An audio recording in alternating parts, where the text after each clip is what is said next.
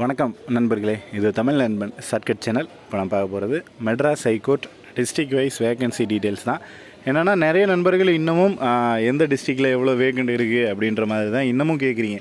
So கடைசி ஒரு 3-4 நாட்கள் தான் உங்களுக்கு டைம் அப்படின்றது இருக்குது. ஸோ இப்போ வரைக்கும் டிஸ்ட்ரிக்டில் எங்கே என்ன வேகண்ட் இருக்குது அப்படின்னு தெரியலைன்னா ரொம்ப கஷ்டமாயிடும். ஸோ ஒரு டிஸ்ட்ரிக்ட்லேயும் எவ்வளோ வேகண்ட் இருக்குது அப்படின்றத பார்க்க போகிறோம். அதே போல் அதை ஸ்ப்ளிட் பண்ணி என்னென்ன ஜாபுக்கு வந்து வேகன்சி கொடுத்துருக்காங்க அப்படின்ற டீட்டெயில்ஸும் பார்க்க போகிறோம்.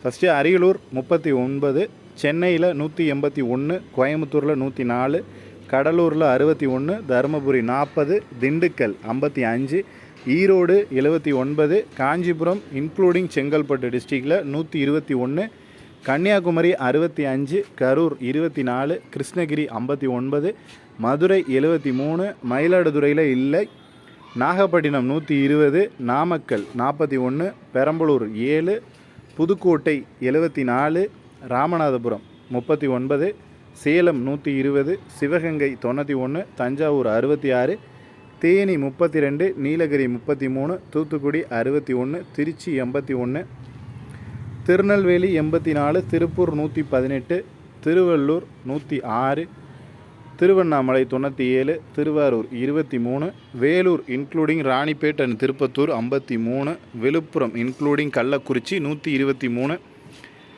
Virudhunagar district including Kallakurichi 57. First வந்து இப்போ அரியலூரில் 39 வேகன்சி சொல்லியிருந்தோம். அது என்னென்ன ஜாபுக்கு அப்படின்றத பாருங்கள். எக்ஸாமினர் பெய்லிஃப் அதில் வந்து 6 வேகண்டும், வாட்ச்மேன் நைட் வாட்ச்மேன் மசால்ச்சி இதில் வந்து 33. அடுத்து சென்னையில் டிரைவருக்கு 10 vacant, copyist attender office அசிஸ்டண்ட்டுக்கு 115 vacant அப்படின்றது இருக்குது. அடுத்து cleanness worker, gardener, watchman night watchman 52, examiner bailiff ஜாபுக்கு வந்து 14 வேகண்ட் வந்து கொடுத்துருக்காங்க. அடுத்து கோயம்புத்தூரில் 104 காலி பணியிடங்கள், காப்பியஸ்ட் அட்டண்டர் ஆஃபீஸ் அசிஸ்டண்ட் 9, பெய்லிஃப்க்கு 7, வாட்ச்மேன் நைட் வாட்ச்மேனுக்கு 88, கடலூரில் 61, பெய்லிஃப் 7, வாட்ச்மேன் நைட் வாட்ச்மேன் மசால்ச்சிக்கு 54, தருமபுரி 40, டிரைவருக்கு 2, ஆஃபீஸ் அசிஸ்டண்ட் 9, ஜூனியர் பெய்லிஃப்க்கு 12, வாட்ச்மேன் நைட் வாட்ச்மேன் 17. அடுத்து வந்து பார்த்திங்கன்னா திண்டுக்கல் 55 காலி பணியிடங்கள், driver 1, examiner 3, office assistant 33, watchman night watchman 18, ஈரோடில் வந்து 79, அதில் bailiff 14, watchman night watchman 40, driver 1, office assistant 24. கள்ளக்குறிச்சியில் வந்து 35, பெய்லிஃபில் office assistant 51, watchman night watchman மசால்ச்சி 33, டிரைவருக்கு 2. கன்னியாகுமரி டிஸ்ட்ரிக்டில் மொத்த வேகண்ட் 65, அதில் வந்துட்டு பெய்லிஃப்க்கு 8, ஆஃபீஸ் அசிஸ்டண்ட் 7, வாட்ச்மேன் மசால்ச்சி இவங்களுக்கு வந்து 50. Karur district office assistant 1, cleaners worker watchman மசால்ச்சிக்கு 23, கிருஷ்ணகிரி 59 காலி பணியிடங்கள், பெய்லிஃப் 11, வாட்ச்மேன் நைட் வாட்ச்மேன் மசால்ச்சி 47, டிரைவருக்கு 1.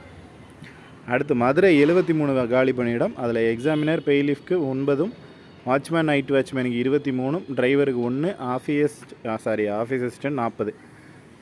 அடுத்து நாகப்பட்டினம் 120 பணியிடம், அதில் பெய்லிஃப்க்கு 22, வாட்ச்மேன் மசால்ச்சிக்கு 43, டிரைவருக்கு 2, ஆஃபீஸ் அசிஸ்டண்ட் 53 பணியிடங்கள் இருக்குது.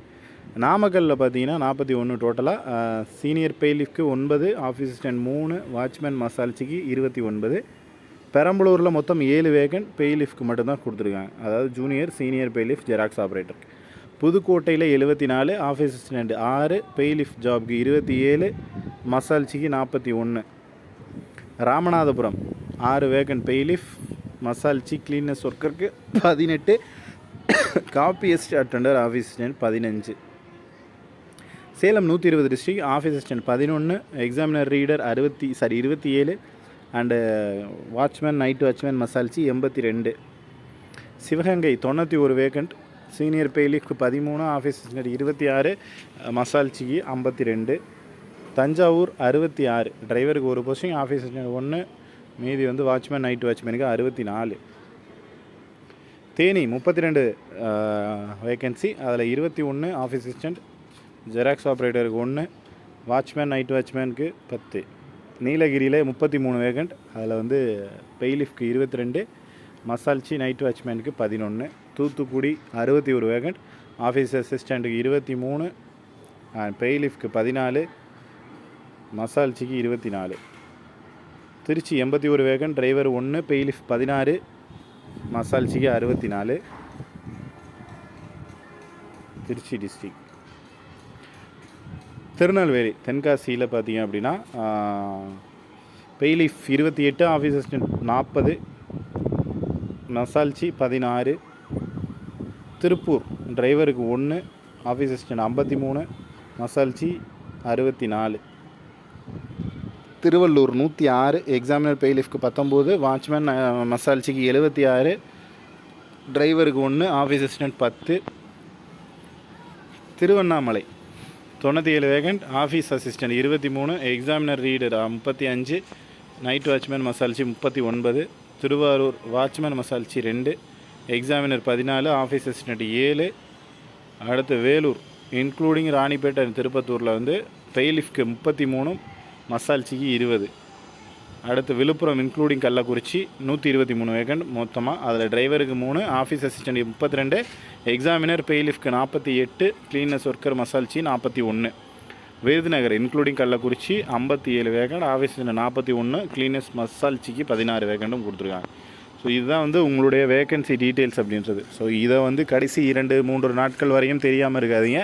ஸோ தயவு செஞ்சு எங்கே என்ன வேக்கண்ட்டு, என்ன கம்யூனிட்டிக்கு உங்களோட கம்யூனிட்டிக்கு வேக்கண்ட் இருக்கா அப்படின்றத செக் பண்ணிவிட்டு அப்ளை பண்ணுங்கள். இப்போ வரைக்கும் கால் பண்ணி இந்த மாதிரி என்னோடய கம்யூனிட்டிக்கு எனக்கு இருக்கா அப்படின்ற மாதிரி கேட்டுக்கிட்டு இருக்கீங்க. ஸோ தயவு செஞ்சு அதை அவாய்ட் பண்ணுங்கள். ஏன்னா நம்ம ஆல்ரெடி சொல்லிட்டோம் எப்படி வந்து நோட்டிஃபிகேஷன் டவுன்லோட் பண்ணுறது அப்படின்றத சொல்லியாச்சு. இப்போவும் கூட இப்போ வரைக்குமே எனக்கு நோட்டிஃபிகேஷனே டவுன்லோட் பண்ண தெரில, நான் எப்படி பண்ணணும், அதை எங்கே போய் பார்க்கணும் அப்படின்னு சொல்லிக்கிட்டு இருந்தீங்கன்னா அது வேலைக்கே ஆகாது. ஏன்னா நம்ம வந்து இப்போ ஒரு கவர்மெண்ட் எக்ஸாமுக்கு கவர்மெண்ட் ஒரு ஆஃபீஸ்க்கு இப்போ இந்த வேலை கிடச்சிது, எக்ஸாம் பாஸ் பண்ணிட்டோம் அப்படின்னா நம்மளும் ஒரு கவர்மெண்ட் ஆஃபீஸர், நமக்கு இன்னும் நோட்டிஃபிகேஷன் பார்க்க தெரியாது, எனக்கு எங்கே என்ன வேகண்ட் இருக்குன்னு பார்க்க தெரியாதுன்னா அதுவே ஒரு பெரிய அவமானம். ஸோ அதனால் தயவு செஞ்சு அதெல்லாம் கற்றுக்குங்க. என்னென்னா உங்களோட நோட்டிஃபிகேஷன், உங்களோட டிஸ்ட்ரிக்ட் நோட்டிஃபிகேஷன் எடுத்து டவுன்லோட் பண்ணிவிட்டு உங்களுடைய கம்யூனிட்டிக்கு இருக்கா அப்படின்றத செக் பண்ணுறதுல என்ன பெரிய ப்ராப்ளமாக இருக்க போகுது. அதையே வந்து எனக்கு நீங்கள் செக் பண்ணி கொடுங்க அப்படின்னா நீங்கள் வேலைக்கு போய் ஜாயின் பண்ணதுக்கப்புறம் உங்கள் வேலையை நான் வந்து செய்ய முடியாது. உங்கள் சேலரி எனக்கு வர போகிறது இல்லை, அது உங்களுக்கு தான் வரப்போகுது. நீங்கள் தான் அந்த வேலையை செய்யணும். எவ்வளோ கஷ்டமாக இருந்தாலும் நம்ம தான் அதை போராடி கற்றுக்கிட்டு தெரிஞ்சுக்கணும். எனக்கு இந்த மாதிரி கேட்டால் கொஞ்சம் கோவம் வந்துடுது. என்னென்னா நோட்டிஃபிகேஷன் நீங்கள் பார்த்து எனக்கு சொல்லுங்கள் அப்படின்னா அப்போ நீங்கள் அப்ளை பண்ணி நீங்கள் வேலைக்கு போகிறதுக்கு நான் ஏன் அந்த வேலையை நான் செய்யணும் அப்படின்றத என்னோடய கேள்வி. நம்மளாக கொஞ்சமாவது தெரிஞ்சுக்க, அதாவது நம்ம 10% தெரிஞ்சுக்கலான்னு நம்ம எதையாவது ஒன்று சர்ச் பண்ணோம் அப்படின்னா கண்டிப்பாக நமக்கு 100% தெரிய ஆரம்பிச்சிடும். அது நம்மளாக கற்றுக்கணுன்ற ஒரு இன்டென்ட் வரணும், அதுதான் வேணும். அதுக்காக தான் நான் சொல்கிறேன் நீங்களாக அதை பாருங்கள் அப்படின்னு. வெப்சைட் மெட்ராஸ் ஹைகோர்ட்டோட வெப்சைட்டை எடுத்து பார்த்துட்டு அதில் எங்கே போய் செக் பண்ணணும், என்ன பண்ணணும் அப்படின்னு நீங்களாக பார்த்தா தான் அடுத்த கட்டமாக ரிசல்ட் வர்றப்பவும் அதுக்கடுத்து ஏதாவது அப்டேட் வர்றப்போ உங்களால் பார்க்க முடியும். இல்லைன்னா வேறு ஒருத்தரை எப்போதுமே டிபெண்ட் பண்ணிக்கிட்டே இருக்கணும். நீங்கள் எனக்கு பார்த்து சொல்லுங்கள், நீங்கள் எனக்கு பார்த்து சொல்லுங்கன்னு ரிசல்ட் வர்ற வந்து வேலைக்கு போகிற வரையும் இதை தான் சொல்லுவீங்க. அப்புறம் வேலைக்கு போனதுக்கப்புறம் இல்லை இந்த வேலை எனக்கு பிடிக்கல நான் வந்துடுறேன் அப்படின்ற மாதிரி அப்படி மைண்ட் தாட் வரும். ஸோ நம்மளாக கஷ்டப்பட்டால் தான் அதுக்கான பலன் அப்படின்னு கிடைக்கும்போது அதை அனுபவிக்க தோணும். அதை விட்டுட்டு யாரோ ஒருத்தர் எடுத்து பார்த்தாங்களா கொடுத்தாங்களா ஃபீஸை மட்டும் பே பண்ணோமா, அதில் பாதி பேர் எஸ்சி எஸ்டி கேண்டிடேட்ஸ்க்கு ஃபீஸும் கிடையாது. ஃபீஸே இல்லாமல் போகிறீங்க அப்படின்னா ஃபீஸும் யாரும் கட்ட போகிறதில்ல. அப்படியே போகிறோம், எக்ஸாம் எழுதுகிறோம், வரோம், வேலை கிடச்சிது அப்படின்னா அங்கே போய் உட்காந்தோன்னா அதனுடைய இந்த வேலையோட இம்பார்ட்டன்ஸ் தெரியாமல் போயிடும். அதுக்காக தான் நீங்களாக பாருங்கள், நீங்களாக அப்டேட் வருதுன்னு நைட்டு முழிக்க கண்ணை முழிச்சு பாருங்கள், வெப்சைட்டை பாருங்கள், செக் பண்ணுங்கள். அப்படி பார்த்ததுக்கப்புறம் அந்த வேலைக்கு போய் வேலை கிடச்சி வேலைக்கு போய் உட்காந்தா தான் நமக்கு அந்த வேலையோட பொறுப்பு அப்படின்றது வரும். இல்லைன்னா போயிட்டு ஒரு வாரத்தில் எனக்கு வேலை பிடிக்கல அப்படின்ட்டு ரிசைன்மெண்ட் வர்ற ஆளுங்க தான் நிறையா இருக்காங்க.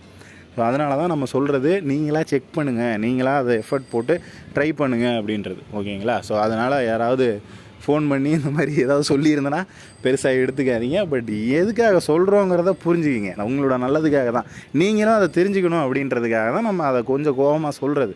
சொன்னால் தான் நீங்களாக அதை தெரிஞ்சுக்கலாம், ஒரு இன்டென்ட் எடுத்து வெப்சைட்டை போய் செக் பண்ணுவீங்க. அதுக்காக தான் சொல்கிறது. ஓகே, இது சம்மந்தமாக வேறு ஏதேனும் சந்தேகங்கள் இருந்துச்சுன்னா கீழே கமெண்டில் பண்ணுங்கள். அதே போல் நம்ம மெட்டீரியல்ஸ் ப்ரொவைட் பண்ணுறோம். மெட்டீரியல்ஸ் தேவை அப்படின்னாலும் தாராளமாக கால் பண்ணுங்கள். பெய்டு மெட்டீரியல்ஸ் தான். கடைசி நாள் முதல் நாள் பரீட்சைக்கு காலையில் எக்ஸாம்னால் இன்றைக்கி மெட்டீரியல் வாங்கி படித்தாலும் ஒரு பிரயோஜனம் கிடையாது. அதை வாங்கணும்னு முடிவு பண்ணிட்டா ஒரு மாதத்துக்கு முன்னாடி இப்போயே வாங்கிட்டு அதை படிக்க ஆரம்பிச்சிருங்க. அது ஒரு மாதம் உங்கள் கையிலையாவது மெட்டீரியல்ஸ் இருக்கும். அதை நான் வச்சுருந்து எந்த யூஸும் இல்லை. அதனால தான் சொல்கிறோம். கடைசி அந்த முதல் நாள் நைட்டு என்ன பண்ணுவாங்கன்னா காலையில் எக்ஸாம் இன்னும் ஹைலைட்டான ஒரு விஷயம்லாம் நடந்துச்சு. இதுக்கு முன்னாடி நடந்த மெட்ராஸ் ஹைகோர்ட் எக்ஸாமில் 10 மணிக்கு எக்ஸாமு, எனக்கு 8 மணிக்கு மெட்டீரியல் கேட்டு ஒருத்தன் ஃபோன் பண்ணுறான். எப்போ எக்ஸாம்னு கேட்டால் 10 மணிக்கு சார்ன்றான். ஸோ அந்த மாதிரி யாரும் இல்லாமல் தயவு செஞ்சு கொஞ்சம் என்ன சொல்கிறது, மெட்டீரியல் வாங்கணும்னு, அதாவது வாங்கவே வேணாம், நான் வாங்க மாட்டேன், நான் புக்ஸை பார்த்தே படிக்க போகிறேன், எந்த மெட்டீரியலுமே எங்கேருந்துமே வாங்க போகிறதில்ல அப்படின்னா ஒன்றும் பிரச்சனையே இல்லைங்க. யாரோ ஒரு யூடியூபர்கிட்ட நான் வாங்க போகிறேன் அப்படின்னா என்கிட்டன்னு இல்லை, யார்கிட்டையாவது வாங்கணும்னு முடிவு பண்ணிட்டு அதை இன்றைக்கே வாங்கிடுங்க. அது அவங்களோட நல்லதுக்காக சொல்ல, உங்களோட நல்லதுக்காக சொல்கிறேன். அந்த மெட்டீரியலில் என்ன இருக்குது ஏது இருக்குதுன்னு தெரிஞ்சுக்கவே 4 நாள் ஆகிடும். அதுக்கப்புறம் தான் எதை படிக்கலாம் அப்படின்றது நமக்கு மைண்டில் அது ஒரு எண்ணம் வரணும். ஸோ இதெல்லாம் கால்குலேட் பண்ணி கொண்டு வந்து படிக்க ஸ்டார்ட் பண்ணுறதுக்கே 10 நாள் ஆகி போயிடும். ஸோ இன்னும் ஒரு மேக்ஸிமம் 1 மந்த்லேயே எக்ஸாம் வேறு வந்துடும். ஸோ அதனால தான் சொல்கிறேன், இப்போயே வாங்கணும்னு முடிவு பண்ணிட்டா இப்போயே பண்ணிடுங்க. இல்லை வேணான்னு முடிவு பண்ணிட்டேன்னா அதை கடைசி நேரத்தில் வாங்காதீங்க தயவு செஞ்சு. கடைசி நேரத்தில் வாங்குறது எந்த யூஸுமே கிடையாது. அதுதான் நான் சொல்லுவேன், 2 நாள் 3 நாள் இருக்கிறப்ப வாங்கி அதை மெட்டீரியலில் எந்த பேஜ் எங்கே இருக்குதுன்னு கண்டுபிடிக்கிறதுக்கே 3 நாள் ஆகி போயிடும். ஸோ அந்த மாதிரி தான் இருக்கும். ஸோ அதனால் கொஞ்சம் இந்த டைமை யூஸ் பண்ணி படிக்க ஆரம்பிச்சிருங்க. இந்த டைம் மேக்ஸிமம் முடிஞ்ச வரைக்கும் எல்லோரும் வேலைக்கு போகிறதுக்கு ட்ரை பண்ணுங்கள். சும்மா ஏனோ அப்ளை பண்ணோம், ஏதோ பார்க்குறோம் அப்படின்ற மாதிரி யாரும் இருக்க வேணாம் அப்படின்றது தான் நம்மளுடைய தாழ்மையான வேண்டுகோள். வேறு ஏதேனும் சந்தேகங்கள் இருந்துச்சுனாலும் கீழே கமெண்ட் பண்ணுங்கள். நெக்ஸ்ட் அடுத்த வீடியோவில் பார்க்கலாம். தேங்க்யூ.